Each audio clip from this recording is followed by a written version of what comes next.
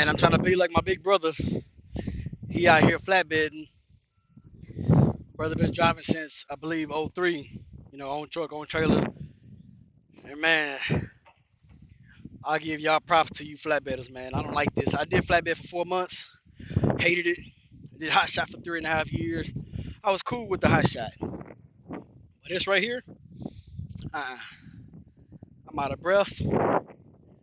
I can't breathe. Might be having a heart attack. I don't know. Oh, I'm tired. And everybody, and mind you, like I said, I did flatbed for 4 months, not including the hot shot. I did hot shot for 3.5 years. This right here ain't it, man. I don't like it. D, if you watching this, man, tried to do the flatbed thing, man, but hey, this ain't my cup of tea, man. I ain't gonna lie to you. This shit, we've been here since 11 o'clock, man. It is 2:57, so it's about to be 3 o'clock, so 4 hours. And then they let somebody skip in front of us, and I almost went the fuck off until I had to remember and remind myself, like, hey, that's not my load, my truck, because when they driving and stuff, we don't really, typically don't have to really deal with that. I guess it all depends on where you go. Some people get loaded or unloaded a lot faster. When you see them let somebody come in front of you, hey, might act a little fool. Yeah, I'm tired, man. After this load right here gets loaded and we finish strapping it down, then we're gonna go get into some things, shenanigan stuff. But yeah, so we'll see what we get into next. But my brother owns a Volvo, and as of right now, he's in a Freightliner Columbia mid roof. It's the first time I've been in a mid roof truck, man. It ain't as packed on the inside as I thought it was, man. But I don't know. Without that top bunk up there, you got extra cabinets up top. I think it's pretty cool. But yeah, I still need my condo. Yeah, y'all stay tuned, man. We're gonna go ahead and we believe this is the last bundle right here. We got what, 2, 4? We got 6 bundles right here. This load right here is going to Williston, North Dakota. So we gotta make sure everything is everything. And then we're gonna go on out. Yeah. So if this is the last bundle right here, we're gonna strap it down and get up out of here, man. Y'all hold tight. All right, people. So I done did my flatbedding for the day. This is actually a couple days, or what was it? That was Friday. Today's Sunday. Obviously I'm home. So pretty much here's what happened. So I was riding with my big brother for the day, because after he picked up his load, we was gonna go look at a truck, which was supposed to be the second truck. So for y'all that don't know, I didn't get the day cab Columbia, because right after I shot that video, or that portion of me going to the bank, getting the money and heading out, the dude texted me back and was like, hey, I just wanted to let you know I got like 3 other guys en route to come look at it as well. So once he said that, I turned around, I hit him back. I said, hey, look here, I'm not trying to be in competition with anybody on the truck. He couldn't tell me how far they were coming. If I had a 5-hour drive, so I didn't want to get 2.5 hours in, 3 hours in, or even 4 hours in, and then I'm an hour away and he hits me back or marks the thing sold. That's a waste of my time, a waste of my day. So I didn't waste my time on that truck. That truck ended up selling like late in the evening that night though. So, but I mean, hey, it is what it is. It got sold. So as far as the this other truck I was looking at was a 97 Freightliner Century class, had a 12.7 60 series in it, and it had a Meritor 10-speed transmission in it. It was my first time driving one of those. It wasn't too bad, but I will tell you that Meritor is garbage. I've heard that, and hey, I can stand by that too. So anyways, long story short, man, I'm just gonna make the video short. The reason the owner didn't want to sell me this truck is because me and my big brother did a thorough inspection on this truck.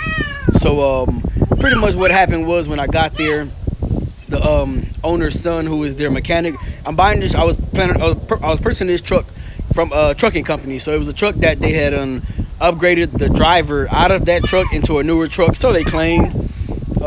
One thing I did ask him, when was the last DOT inspection on it, and when was the last time that it was on the road. And pretty much once he told me that it hadn't been on the road in almost 2 years, I was already kind of skeptical about it. But the guy was real cool. He was like, hey, we done did a lot of work on it. It done had an overhaul on it. We got paperwork on this, and the third. They've owned the truck for 5 years, and everything just seemed pretty good. It seemed like we was going to get it for a decent rate. But then, like I said, it seemed like all that switched once we got out there. Like I said, I met the son. He was like I said, the mechanic over the trucking company. So he works on all the trucks. Well, pretty much what happened was the son comes out. He's like, hey. Well, first I told him, I said, hey, please don't start the truck and don't move it from wherever it sat from last night. So when I called and asked them if they could not do that, the lady was like, oh, well, the truck's already been started for the day. So I said, well, is there a reason it's been started? And she was like, oh, I don't know why it was started. It was just started for the day. So I'm like, all right, cool. Well, I should be there in a couple hours. Can you please not start the truck? I wanted to do a cold start. I wanted to be able to check all the fluids while the truck was cold. So we pull up. The truck is running. It looked like they had just washed it or rinsed it off or something. So that was the first red flag right there. My oldest brother was saying like, yeah, it seemed like they're trying to hide something. You know what I'm saying? Because I already mentioned to them like, hey, please don't start the truck. So while I went inside, my brother was already looking over the truck. I had went inside. I told him, hey, I'm here. And I said, hey, I remember asking you if you could not start the truck. Oh, you should have told me. I said, well, I did. I called you. So anyways, it is what it is. I said, hey, well, I just wanted to let you know we're here. Brother's already outside looking over the trucks. He looks over all my trucks before I come, before I buy a truck. So we're out here. Son ends up meeting us out there. By that time, my brother and I already found an oil leak. They had a belt that was loose. It was some other minor stuff. Like I said, all minor stuff. Engine seemed really fucking healthy. I will give him that. He claimed to have just replaced the head gasket or something like that. It was just a lot of bullshit. But while we was talking to the guy, man, he just seemed like he wasn't as honest as he could have been. And by the time we was ready to take it on a test drive, the guy was like, yeah, you can go just take it around the block, go down here, make it right, go down here, make it right, then you'll come back right here. And we was like, yeah, sure, whatever. And he was like, yeah, just don't go to Dallas. Or so he was trying to be funny, I guess, or maybe he was serious, I don't know. So I hop in the truck. Originally it was having issues shifting gears, or it just could have been my first time driving a Meritor, which is what I'm thinking. So pretty much this truck was in Huntsville, Texas. So anybody familiar with Huntsville, it was technically right in New Caney. They was like on the verge of New Caney and Huntsville. So what I did was I got the truck, I put it on 45, drove up to Huntsville at that pilot at exit 118. We got up to the pilot, and I think that was about a good 12 or 15 mile run. Got up over there, parked the truck under the fuel aisle all the way off to the end, you know what I'm saying? So we was trying not to block the fuel aisle, still trying to be considerate to other drivers. So when we're looking over the truck, but en route to the Flying J, the truck starts shaking real bad, man. I'm talking about shaking like uncomfortably bad. I'm talking about like this motherfucking truck was having a seizure or something. So that told us there was something going on with either the front tires either needing to be balanced or, it needed a lot of suspension work. We get to the Flying J, pop the hood, checking out a lot of stuff. And then I guess that's probably when more things started coming like, yeah, this truck it's going to take a good little amount of money to get this truck up to pass the DOT inspection. The truck did have super singles on it. They were probably right at 230 seconds of tread depth on all four of the super singles. Front tires had a lot of meat on it, but the sidewall was dry rot, I guess, from sitting. It looked like they had just did a little crappy paint job on it, a little spray paint job to make it look, a little better than what it was. Now, mind you, the truck actually don't look too bad, but you could tell they were trying to hide something. So, while we're at the Flying J, the owner calls, hey, where you at? I said, hey, we just ran up to the pilot. I said, we're finna go run and use the restroom, and then we'll be heading back. So, I drove to the pilot. I let my brother drive back, two different drivers, just to see, how, because I was a plan to put a driver in this truck to see how another person would drive the truck, because people drive different. He hops in the truck. We get ready to get on the highway. Every time he shifted gears, the RPMs would rev up past 20. So you know what I'm saying, we're shifting at 14, 15, and the RPMs would rev up while you're trying to shift. So that didn't happen while I was driving, but it happened while he was driving. So he pulled over. You know what I'm saying, we was looking over some more other stuff. And we got it back on down the road.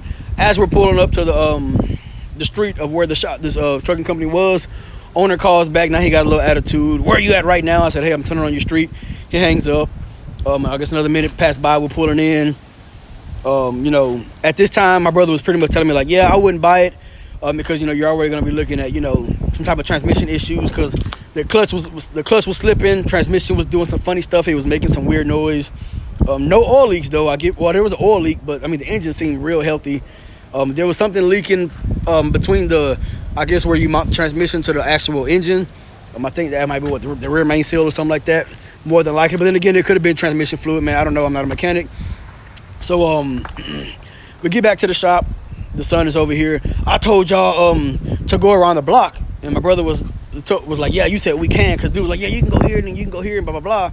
And you know, if you think I'm finna come over here and spend $20,000 on a truck that I can only drive around the block, man, you tripping. So I'm getting my stuff out the truck, because like I said, we had also grabbed some food too, and I'm putting it in my brother's vehicle because we went out there in his car. And the son's like, you know, I told him not to go to Dallas. I said, man, we didn't go to Dallas. I said, we went up to the Pilot. Oh, well, that's damn near to Dallas. I said, man, that's a 12-mile trip. Now, mind you, I'm talking calm to you guys, but I mean, like, we're literally damn near like finna go at it, because we actually test drove a truck that found out to have a lot more problems than what you claimed it did. You know, when I talked to the owner seemed real cool on the phone, you know, and before I came, and I just told him, I said, look here, man, I got a 4-hour drive to you. I'm not trying to waste my time on this truck. You know, let me know what it is so I can decide if it's worth me taking that trip. So at this time, the dude is study yelling and cursing and stuff, and I told him straight up, I said, look here, man, I don't work for you. I don't work, my brother don't work for you. We work for ourselves. I said, you don't have to talk to us like we're one of your drivers, because we're not. You know, at this time, the actual owner comes out, which is his father. Oh, the truck is no longer for sale to you. The truck is no longer for sale to you. I said, what the fuck you mean the truck is no longer for sale to me? I done came all this fucking way. I said, and you lied. And the only reason I was mad is because how he was acting, because we actually took this truck out on the road. We were inspecting every little thing. You got lights out. The brakes were rusted to shit. You know what I'm saying? Like, it was a lot of issues wrong with this truck that this person did not tell us before we came. So you wasted my time. You know what I'm saying? He's mad. We've been sitting around here all day waiting for you. And the thing about it, you really think I'm going to pay you $20,000 to drive a truck around the block and then come back? Like, come on, are you serious? Like, are you really serious? And honestly, in reality, I wanted to either bring my trailer or my brother's trailer. My brother's trailer was loaded, but we was already pushing for time as it is. So we didn't really just have that time, you know. And my brother's main thing was he didn't think that truck would make it back home to Beaumont, you know. And so we were both talking, you know, after all this went down, and we was like, yeah, that truck probably, like, if we would have brought a trailer, that truck would have probably did horrible, you know. Like I said, the engine, we both were saying the engine seems pretty sound, but it's the stuff around the engine, you know what I'm saying? You got belts, hoses, clamps, tires, brakes. Starter looked pretty new, alternator looked pretty new. Then it had a check engine light. It had like 3 or 4 fault codes showing up. He claimed to put a new ECM on there, but it got damaged or something. So, like I said, there was a lot of shady stuff going on, a lot of fishy stuff going on. So this truck, I originally found this truck on Truck Paper. I reached out to Truck Paper just to give them an insight of what happened, of how that transition went down, just so nobody can get scammed, or I don't know how Truck Paper will handle it. But yeah, man, so this owner refused to sell us his truck because we found a lot of issues with it, you know.